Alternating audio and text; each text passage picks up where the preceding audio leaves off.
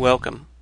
I'm Sebastian Mahfood, and you're listening to WCAT Radio, the on-air wing of En Route Books and Media, bringing you the dulcet sounds of Catholic wisdom. So this is, I thought you'd like to know, and it's an interview program, and I am Dr. Ronda Chervin, a retired philosophy professor and a presenter on EWTN and radio programs, and a writer of many books. And my joy today is to interview the writer of a very unusual book. And his name that's just been published by En Route Books and Media, who also sponsor this station. So the name of the writer is Father Lawrence Tucker, and the title is The Redemption of San Isidro, and it's a book about a town in Mexico with many problems in the church and very unusual, miraculous solutions. And as I was reading it just recently, it came to mind that the reason I liked it so much, maybe something that many of you listeners would share, is that by now we're pretty confused about Mexico, most U.S. citizens, okay? Like, on the one hand, we hear, it's all corrupt, and everyone who's coming over across the border is a demon of one kind or another. Then on the other side, we're hearing they're all poor, unhappy people who are being locked into the U.S. version of concentration camps. So between these things, and then we have the Hispanics who are of Mexican descent, who we know personally in our parishes, who don't seem like either of those two at all. And so it occurred to me when I was reading this book about this town, is that the answer isn't any of the political solutions that we come up with. The answer is Jesus himself, who loves the people of Mexico, and who will do miracles to help them get through the problems that they have. Would you say that could be true, Father Lawrence? Yes, Rhonda. I thank you for summing it up so beautifully, really. The experiences that I've had in Mexico as a missionary really resonate with what you just said, that, in our times, in our world today, especially here in the United States, there is this sort of mindset that everybody can do something, everybody can act. Turn on the news and you see all kinds of actors, political people who are doing things, and it's covered in the news. All kinds of people, physicians are doing things, it's covered in the news. Hollywood people, celebrities are doing things, the news is all over it. And you get this feeling that, well, God, if there is one, he's not doing anything. He doesn't act. He doesn't, what good is he? He doesn't do anything. He's not in the news. And so clearly he's just not he's a God who doesn't act. No one's covering him. There are no reporters covering, out on the streets saying, hey, what did God do today? Well, the truth of the matter is, and this is what comes out so clearly in the book, is that God most certainly is acting in the world today. So it isn't all just about what man is up to, because that isn't all that impressive in the final analysis. But what God is doing is wonderful and beautiful and very impressive and very inspiring. And so this is what the book is trying to cover, is to show that, what man does, it's okay, most especially when he's guided by the Spirit. But man has a tendency to do things that are really counterproductive, to put it mildly.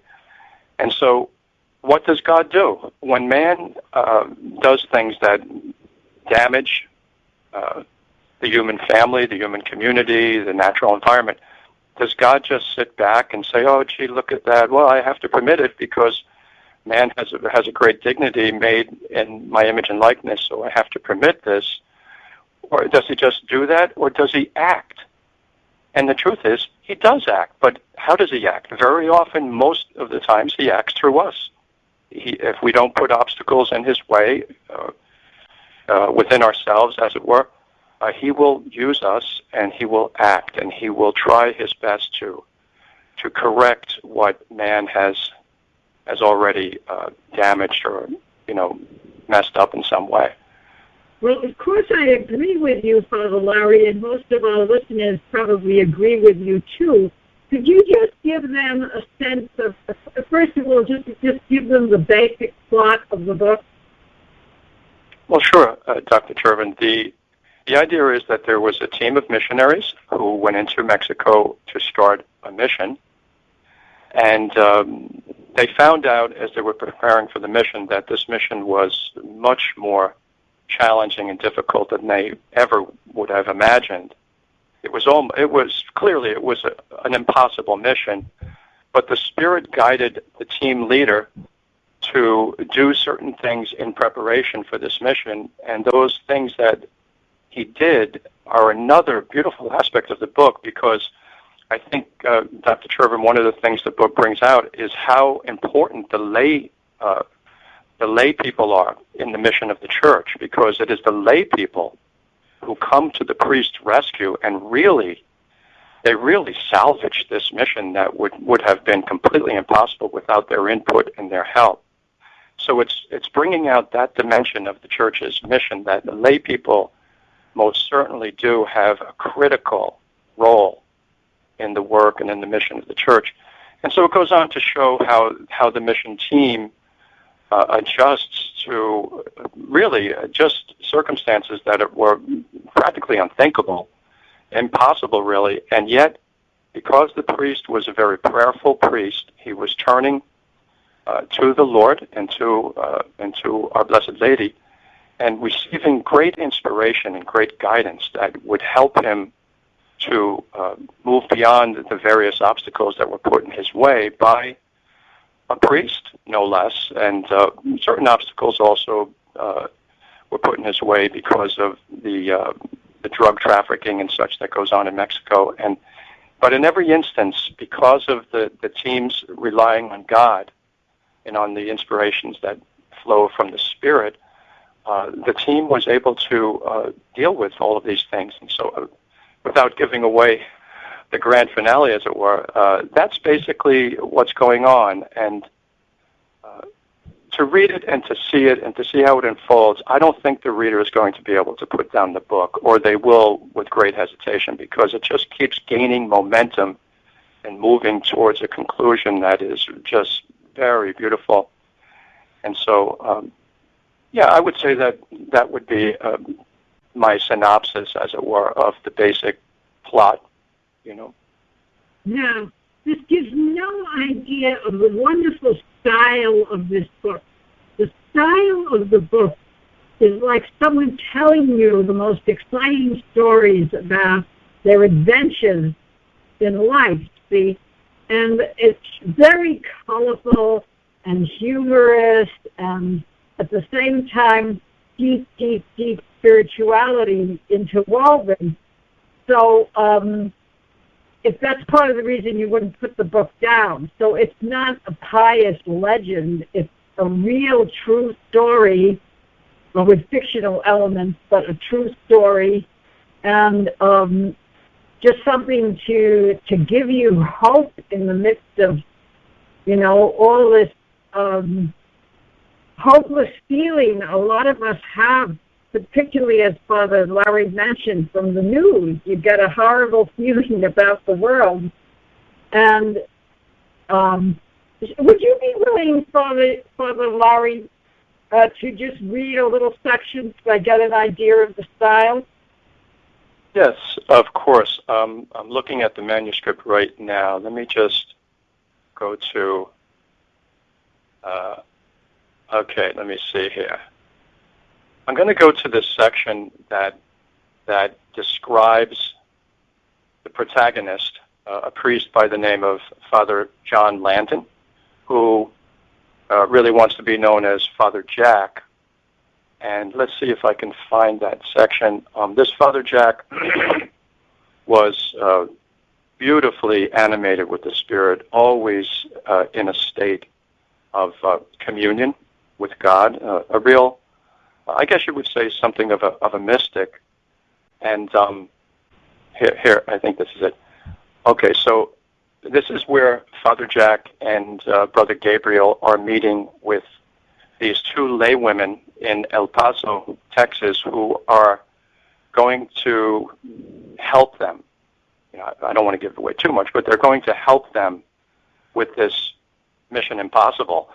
And so they're meeting with them, and the two women, the Mexican-American women, have asked Father Jack, how is it that he was able to discern that he really needed help beyond his own team, that he needed help from the lay people of our church. And so they said, Father, how did you discern that? So they said, could you please tell us? So Father Jack starts to tell them, and Brother Gabriel interjects. He says, hold on now. Hold on a second. Let me answer that question for you, ladies. Father Jack will never tell you the truth. He's much too humble. But you need to know the kind of person you are dealing with here. Father Jack prays constantly. It doesn't matter if it is day or night, if he is awake or asleep, he is praying. His heart is always open to the presence and the action of the Holy Spirit. Even the innocent creatures recognize this. One day I saw him walking on the beach amidst a large flock of seagulls, some of whom were on the ground while others were in the air. Father Jack stopped to admire them and began to softly whistle the melody of that sublime Gregorian chant, Bene Creator Spiritus, which in Latin means come, Creator Spirit. By the time he completed the first verse, the seagulls in the air had landed and encircled him, and the ones on the ground had turned towards him, moved closer, then crouched down close to the ground as if preparing to go to sleep. Then, one by one, they all closed their eyes, as if by doing so they would be able to enter more deeply into the mysterious presence of their loving Creator. By the third verse, all of those beautiful, humble creatures were so tranquil and at peace that I was tempted to approach Father Jack and insist that he baptize them.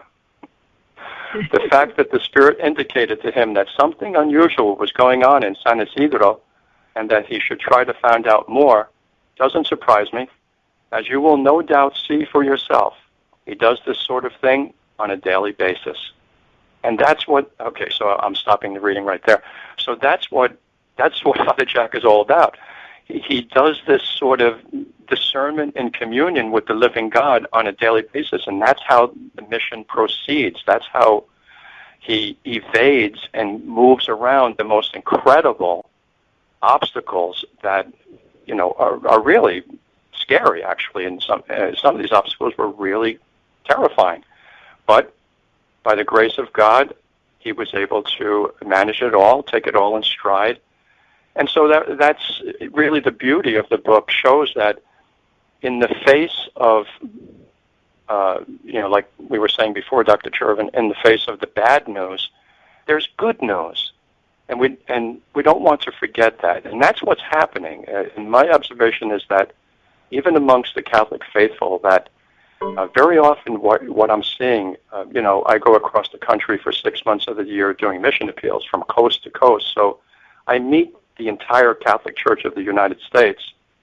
And I'm sensing that people are losing a sense that God is with us. God is here regardless of what you're hearing and regardless of the fact that there are problems. That does not mean that we have been abandoned or that all is lost or that there's no hope. Well, that's part of the mission of WCAT Radio, of course, and En Route Books, is to make it so that it's not always bad news all the time. And there are we have some listeners who are in occupations where they're driving all day and they just tune in. You can tune in WCAT Radio at any time and pick up It doesn't have to be the usual time of the show. Now, if you could pick up anything anytime. And, right. This is giving people hope. So in terms of Mexico itself,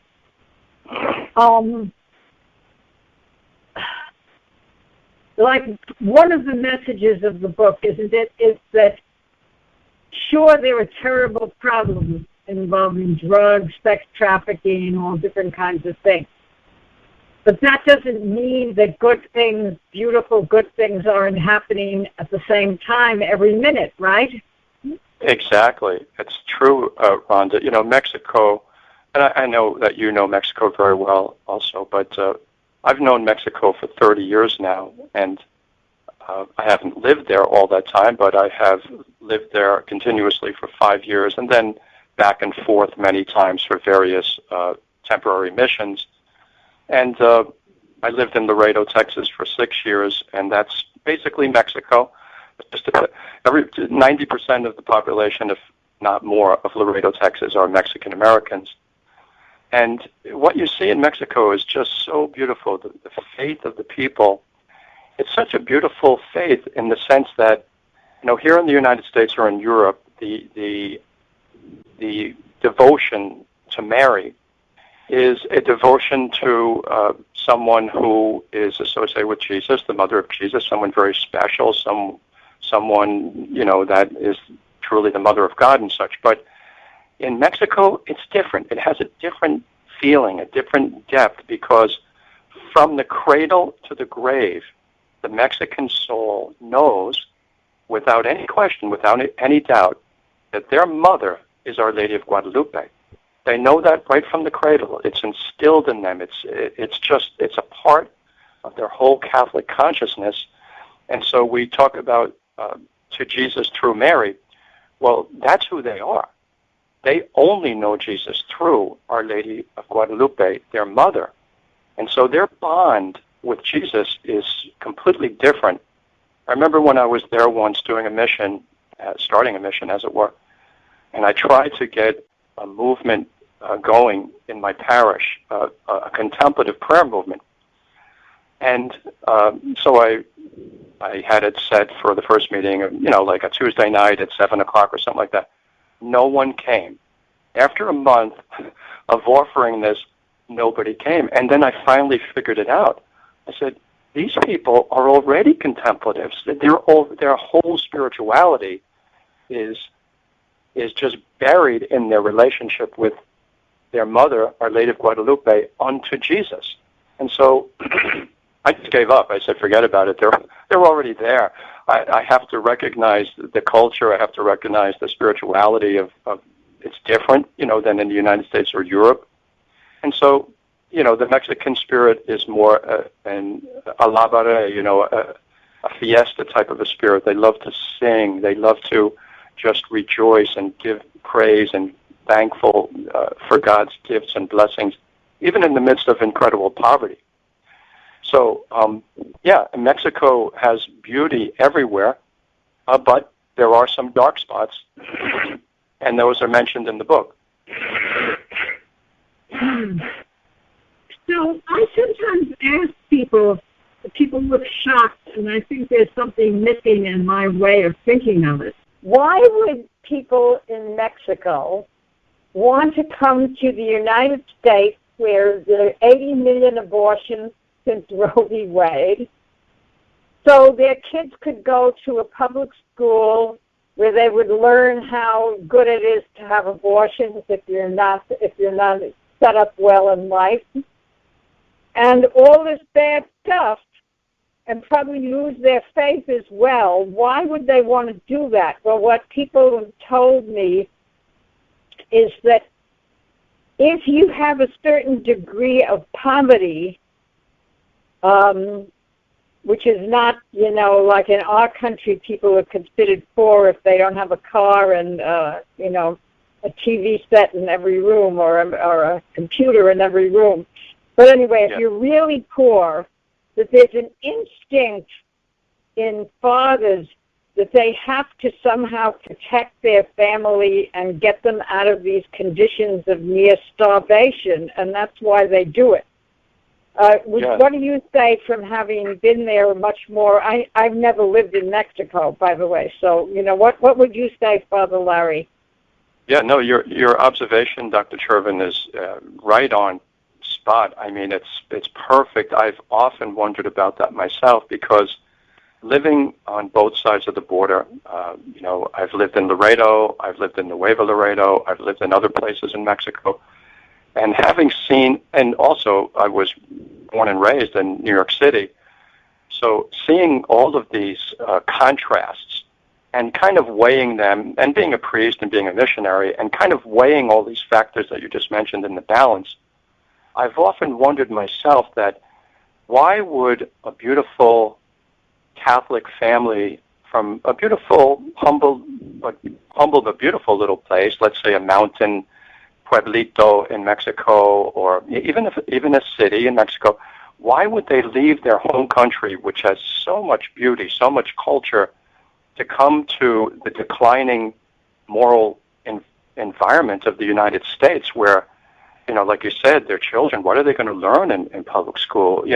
Many of them end up joining gangs. Many of them end up on drugs.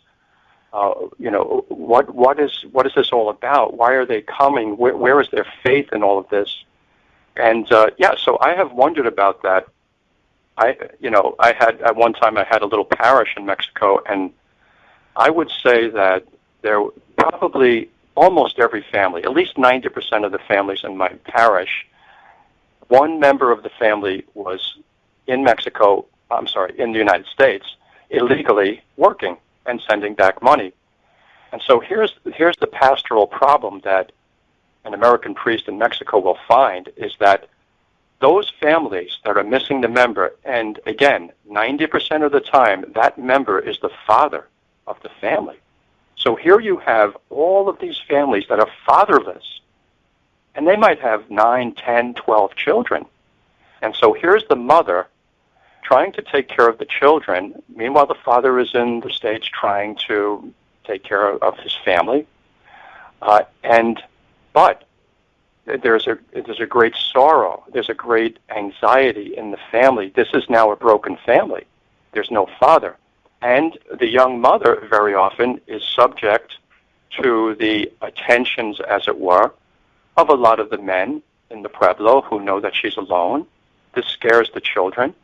And so when the father is getting ready to leave on another one of these crossing excursions to go back to his work in San Antonio or in Houston or in Dallas or whatever, the children are in hysterics. Very often I would get a call at midnight or even later. Father, please, could you come to our house? The children are in tears. They're crying. They're hysterical. They're clinging to their father. They don't want him to go, to leave, because they're afraid that he's going to get caught. And if he gets caught this time, he's already been caught twice. If he gets caught a third time, he will have to go to prison for a year. And they're saying, Father, please don't leave us. We're never going to see you again. So I'll have to go to the house and calm down everybody. And see, this is the other side of the coin that we don't know, that all of this coming to the U.S., as desperate as the people are for something better, some sort of a better lifestyle, it involves a lot of pastoral crisis, a lot of mayhem in the family. And one starts to wonder, is it really worth it? I'm thinking of one individual, this fellow Raul. After he got caught twice, and he knew that the third time he would, end up in prison, he decided not to go, and he stayed with his family. And his wife was actually the cook of my mission team. And so when I saw him, I said, Raul, how do you feel about this new, development in your life where you're not going into the States to work, where you're staying at home with your family, a much humbler position, much humbler salary? What are your thoughts? And he said, Father, I wouldn't change it for the world. I love my family so much. I regret every minute I spent away from them. Even though we don't have... See, that's big. Yeah. See, so that's Well, that's part of the thing. We can't be, I think you're right that because of the media, we have these huge generalizations in the back of our minds about what's going on in crisis situations in the world and including on our border. And unless you're there, so reading this book is filled with those sorts of insights that come out of on-hand mission work versus just thinking about this problem of Mexico and the Mexican church and all that kind of thing, right? Yes. The view that you will get from reading the book is the view of someone who has been there and who knows what it's like. And I've seen the poverty. I've visited the families. I've eaten with the families in their humble homes and seen their teeth rotting away because they can't afford a dentist. I've seen all of that. And yet, by the same time, when you put it in the balance, I often wonder, is it really worth it? Because I've seen many of the families in South Texas who have made it across, and, the whole family will be there. But very often what happens is, and this is an interesting thing, Dr. Chervin, which I think the American bishops are starting to recognize this, that the idea was that, if the Mexican people would come to the United States, it would be such a blessing to the U.S. Church because they would bring with them a very vibrant Guadalupana Catholic faith, and they would fill the pews that are now empty, and they would revive the church, and in a sense, they would save the American church. But that's not happening. What's actually happening is the poor Mexican people who come with almost nothing but their faith, they're losing their faith because the American bishops sort of underestimated the viciousness and the vitality of the atheistic culture of our country. And so when these people come, and they're beautiful, good people, and when they come, they're very vulnerable to peer pressure. So let's say in the workplace, let's say you have some people working at Holiday Inn, in the housekeeping. Well, many of the other people are American people who have not come across. And so they'll say, well, what are you doing this Sunday? Why don't you come over? And, I have to go to Mass. Oh, you still do that? Don't do that. That's ridiculous. What do you do that for? You believe in that stuff? And so in order to fit in order to rise up in the American industrial world, or whatever you want to call it, the American economy, in order to get a raise, in order to get a higher promotion, there's this sort of knee-jerk reaction that, well, I think I just have to kind of blend in, and, Catholic is not politically correct anymore, so I guess I'll just... And so, Dr. Chervin, what seems to be happening is they're losing their faith, and so we're into a whole nother scenario now, which is almost like a greater disaster. Well, that's not exactly the theme of the book, however, so before we run out of time, could you, Father, tell them repeat the title of the book and your name, and how can they get this book if they want to? But in a few days, today is February 29th, 2020, and in a few days, this book will be available on Amazon if you put in Father Lawrence Tucker. Is your name in the title? Is your name on the title page Father Lawrence or Father Larry Tucker? No, it's Father Lawrence Edward Tucker, SOLT. Okay, if you put in Father Lawrence Tucker, Tucker, this title will come up, The Redemption of San Isidro, and you'll be able to get this wonderful, wonderful book. Also, if you're listening to this on WCAT Radio, you can go back to the top of the website, and you'll see En Route Books. That's capital E-N, capital R-O-U-T-E, En Route Books and Media, and you can order it off that as well. Very good. Thank you. Yeah. Now, but Chervin. the book doesn't end on a dismal note of how people can lose their faith in the United States. It ends with a beautiful scene about a conflict where you have the mariachis playing. And why don't you describe that, Brother Larry, to them? Yes, well, that's actually a beautiful part of the book, really a central part of the book, a central part of the mission, and it's also a very central part of the beauty of Mexico and its Catholic spirit, the Guadalupana spirit. You know, at one point, the parish that Father Jack Landon was founding was named Our Lady of Guadalupe, in Spanish, Nuestra Señora de Guadalupe. And so there's an annual fundraiser that takes place in every parish in Mexico, and it always takes place on the feast day that the parish is, of the patron of the parish, which in this case was Our Lady of Guadalupe.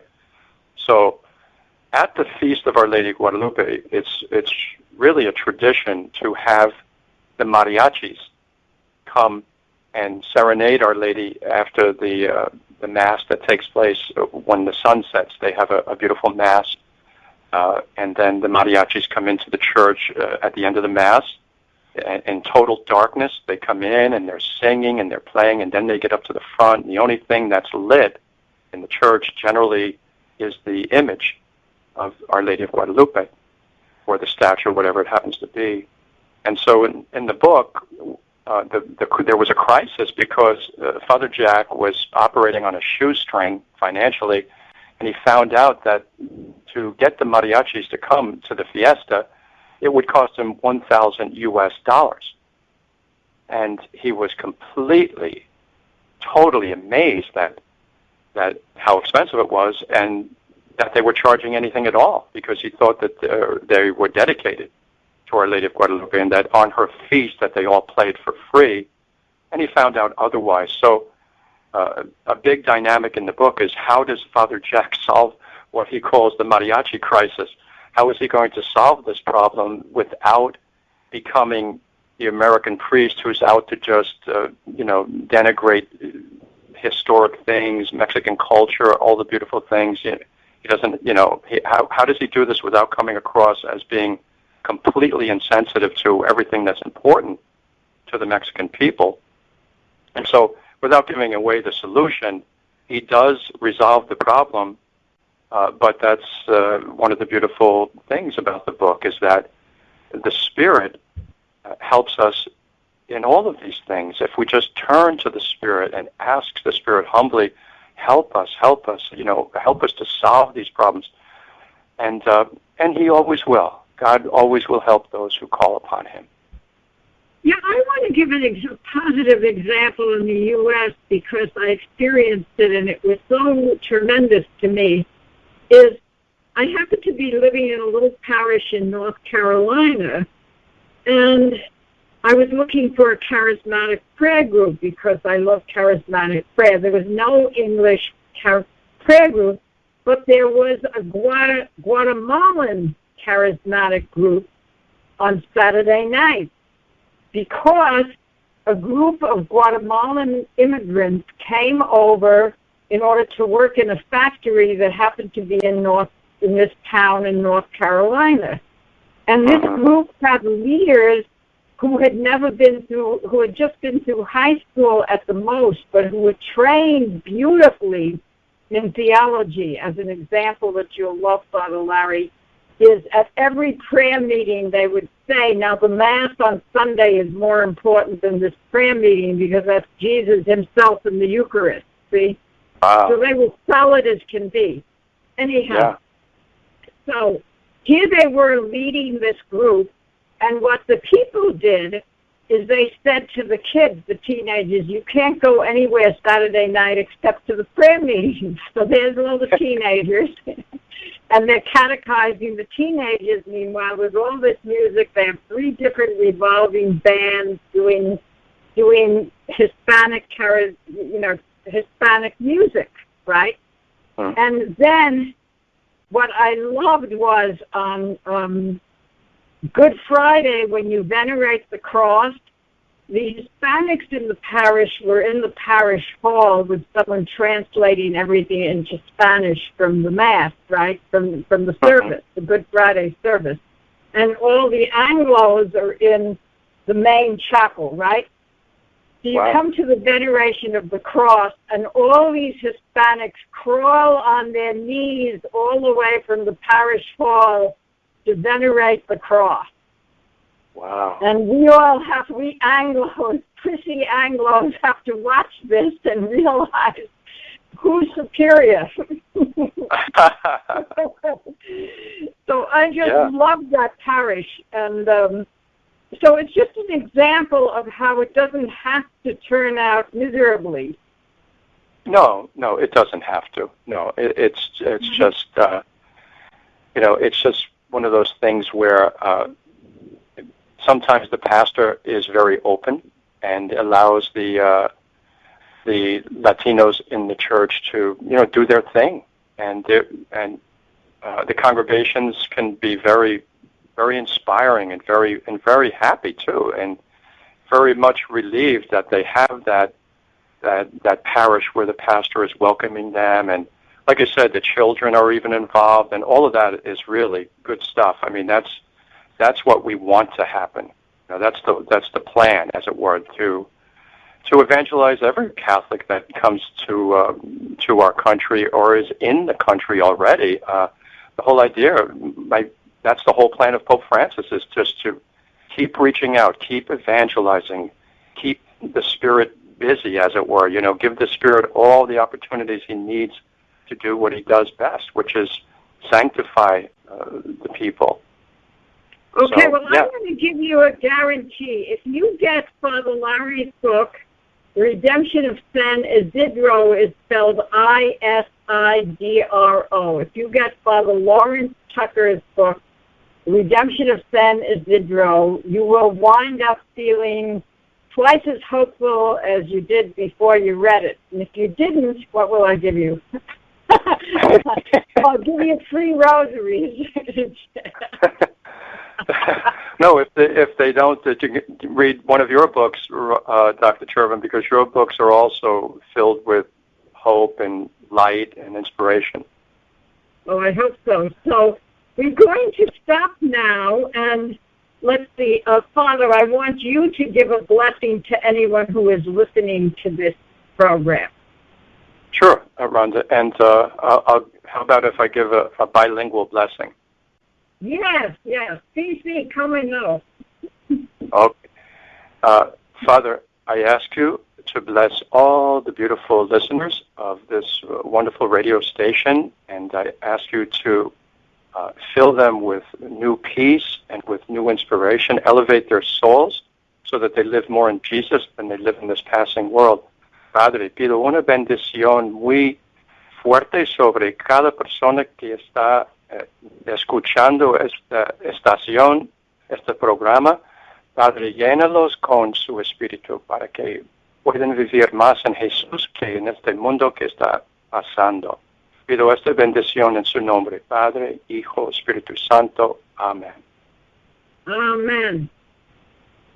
Thank you, Father, and thank you for writing this delightful book. Now, you've also written some other books. Did you want to just give them a little bit about the other books before we close? Sure. The first book that I wrote was called The Prayer of Jesus Crucified. It's a way that I developed. It's a way of entering into contemplative prayer, silent, wordless prayer. It's a very beautiful way, a very safe and, Catholic way. And then the next book was called Adventures in the Father's Joy, Mission Stories for the New Evangelization. It's a number of very lively, inspiring, even humorous mission stories from my own experience in mission that show how God really and truly works in the mission, how much he loves the poor. And then the next book after that was To Whom the Heart Decided to Love.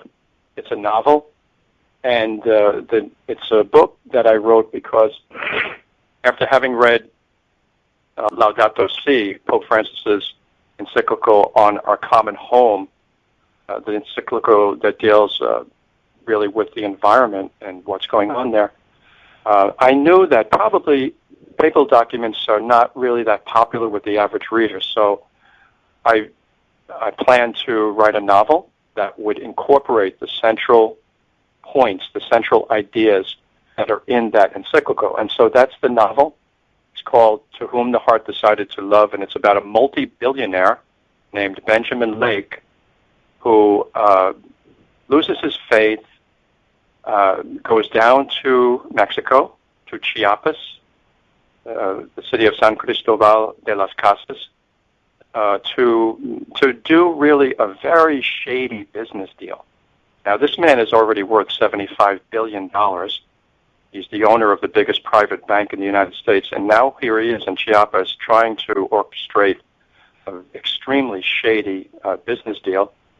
And something happens, and that what happens to him brings about a dramatic change in his person. And so that's all I'll say about that, but that is a very good reading as well. So if you want to find that, again, go to Father Lawrence, Lawrence Tucker, and you will find all of these books. Thank you for being with us today, Father Tucker, and I enjoyed talking to you very much. And well, same may here. Your mission appeals have great success. Thank you, Dr. Chervin. Hi, everyone. Dr. John Aquaviva here, author, professor of exercise science, and host of Faith in Sport on WCAT Radio. Please join us as we discuss current events in the sports world, bring on inspiring guests, and discuss how our Catholic faith impacts all who are involved in sport, the athletes, the coaches, the referees, and yes, even the fans. So join me, Dr. John Aquaviva, as I discuss my two favorite topics, my faith and the world of sport, on the Faith in Sports show here on WCAT Radio. We hope you enjoyed the program and will join us back for another show on WCAT Radio. This is Sebastian Mahfood. Good day.